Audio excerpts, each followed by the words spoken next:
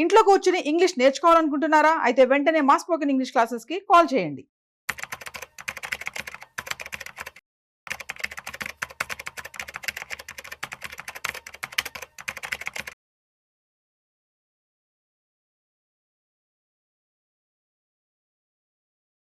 Welcome to Vishnu talks. నేను మీ విష్ణు. ప్రస్తుతం నాతో పాటు founder and CEO of wealth tree group Dasari Prasad గారు ఉన్నారు. వారితో మాట్లాడదాం.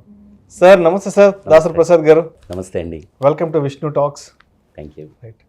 సో ప్రసాద్ గారు, ఇప్పుడు గత 6 నెలల నుంచి అందరూ ట్రంప్ గారు రావాలి, ట్రంప్ గారు రావాలి, ట్రంప్ గారు గెలవాలి, ట్రంప్ గారికి భారతదేశానికి మంచి ఫ్రెండ్షిప్ ఉంది, మోడీ గారికి ఆయనకి మధ్య మంచి స్నేహం ఉంది, ట్రంప్ గారు వస్తే మన భారతదేశానికి వ్యాపార వాణిజ్య దౌత్యపరమైన విషయాలలో మనం చాలా అగ్రెసివ్గా ముందుకెళ్ళిపోవచ్చు అంటూ అనుకున్నాము.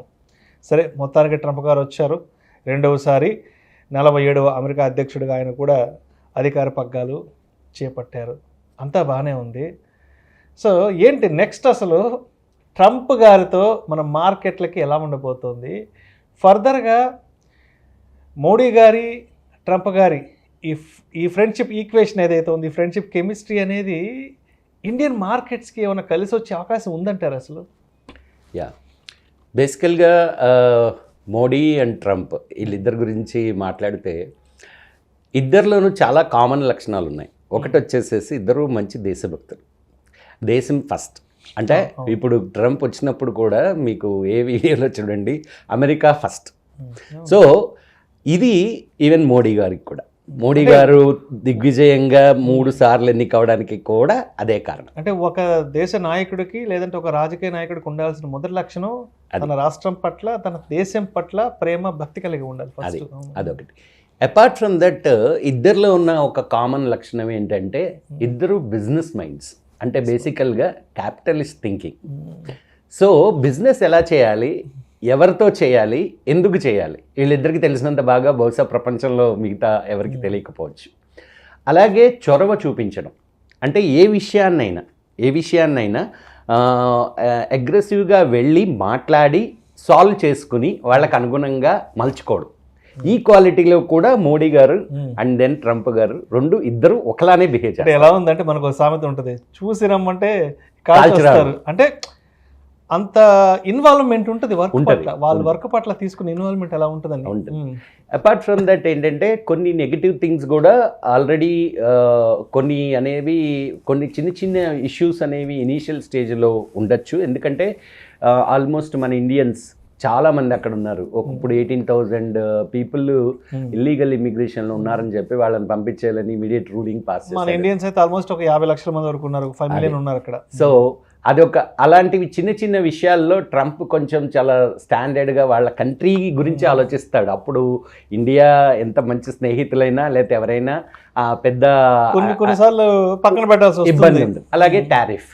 బేసికల్గా ఏంటంటే అమెరికన్ ఎకానమీ అనేది డీప్ ట్రబుల్స్లో ఉంది. ఎట్లా అంటే బేసిక్గా వాళ్ళ ఫిస్కల్ డెఫిసిట్ హైయెస్ట్ లెవెల్స్లో ఉంది హిస్టారికల్గా. అండ్ ఇన్ఫ్లేషన్ వచ్చేసి 45 years హైలో ఉంది. So this is the first time America is facing this kind of a situation. ఎప్పుడైతే ట్రంప్ రాగానే ఫస్ట్ కనిపించిన అంశాలు అవి. సో ఇప్పుడు నెక్స్ట్ ట్రంప్కి ఆల్టర్నేటివ్ ఏంటంటే టారిఫ్ పెంచి ఎవరి కంట్రీస్ నుంచి డబ్బులు తీసుకోవాలి, ఆయన ఖజానాను పూడ్చుకోవాలి. ఇది ట్రంప్ గారి ఉద్దేశం. ఆ ప్రాసెస్లో మన ఇండియాలో కూడా చాలా టారిఫ్స్ ఉన్నాయి. లైక్ మనం చాలా మనీని మనం టారిఫ్స్ రూపంలో సంపాదిస్తాం మనకి ఇంపోర్ట్ చేసే వాళ్ళకి. సో ఆబ్వియస్లీ ఏంటంటే ఒక రకమైన అండర్స్టాండింగ్కి ట్రంప్ మోడీ ఇద్దరు వచ్చి అది కూడా మన మీద అంత ప్రభావం చూపించకుండా ఉండే అవకాశాలు అయితే గ్యారంటీగా ఉన్నాయి.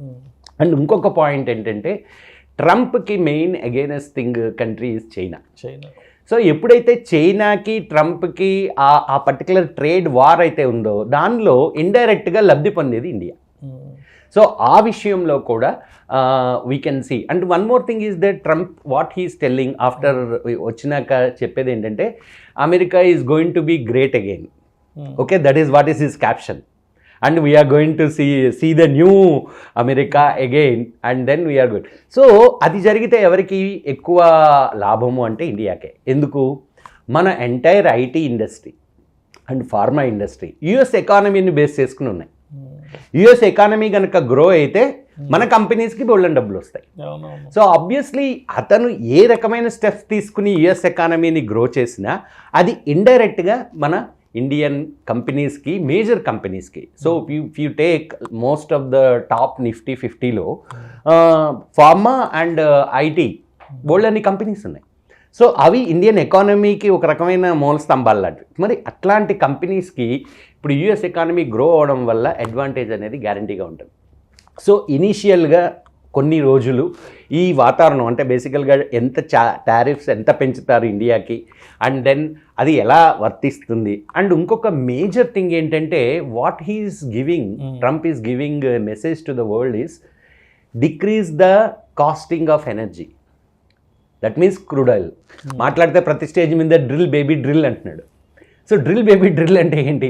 బేసిక్గా ఎస్, ద క్రూడ్ ఆయిల్ని ఎక్కువ డ్రిల్ చేసి ప్రపంచం మొత్తానికి సరిపడేంత క్రూడ్ ఆయిల్ సప్లై చేయాలనే అంబిషన్లో ఉన్నాడు. అప్పుడు ఫస్ట్ అడ్వాంటేజ్ అగైన్ మనకెందుకు ఆల్మోస్ట్ మోర్ దెన్ 85% మన క్రూడ్ ఆయిల్ మనం ఇంపోర్ట్ చేసుకుంటాం. That the biggest burden for India and biggest problem for India.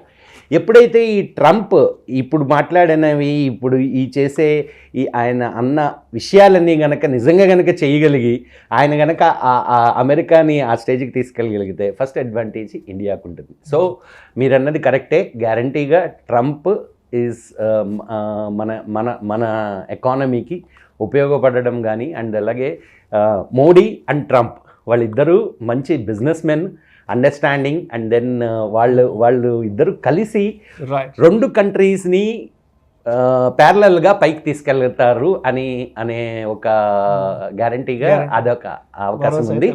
And బిగినింగ్లో కొన్ని చిన్న ఇబ్బందులు ఉన్నా లాంగ్ టర్మ్లో ట్రంప్ అండ్ మోడీ రిలేషన్షిప్ కానీ అండ్ ప్రజెంట్ జరుగుతున్న ఇది కానీ ఇండియాకి చాలా మంచిదని చెప్పుకోవాలి. Thank you sir. Thank you so much. Thank you.